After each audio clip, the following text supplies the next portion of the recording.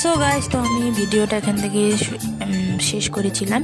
তো ওখানে তো অনেক স্টল বসেছিল, এই যে বং বিরিয়ানি, অনেক অনেক ফেমাস স্টল বসেছিল। বাট আমরা ভূতের রাজা দিলবর থেকে বিরিয়ানি খেয়েছিলাম, অনেক অনেক টেস্টি ছিল বিরিয়ানিটা।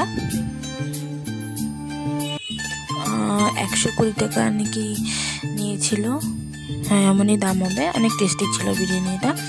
তো তারপর বাড়ি চলে এসেছি, আর ভিডিও করিনি, কি করব, রাত্রে বাসে। তো তারপর কি নিলাম, এই যে এটাই আমি তোমাদের সাথে শেয়ার করছি। তো ওখান থেকে একটা আমি এই যে কোট নিয়েছি, একদম নরম, একদম সফট, তুলতুলে একদম, বেশ একটাই ছিল ওখানে ভালো। এই যে এই কালারটা হোয়াইট কালার, হোয়াইট না, একদম একটু ক্রিম কালার।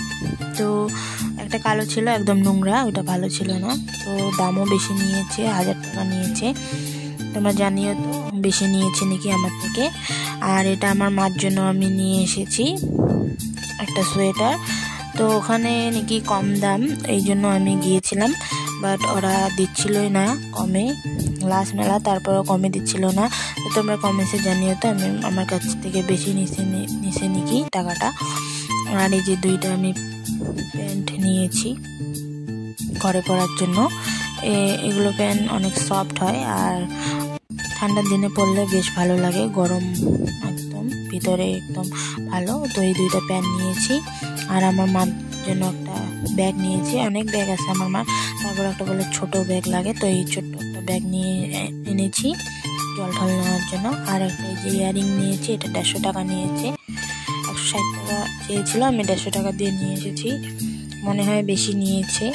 তো কিছু কারণে ভালো লেগেছে, তার জন্য নিয়ে এসেছি।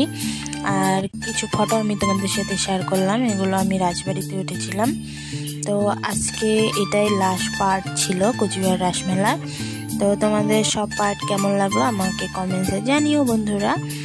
তো আজকের জন্য এতটুকুই, বাই বাই, দেখা হচ্ছে নেক্সট কোনো মিনি ব্লগে। ভালো থেকো সবাই।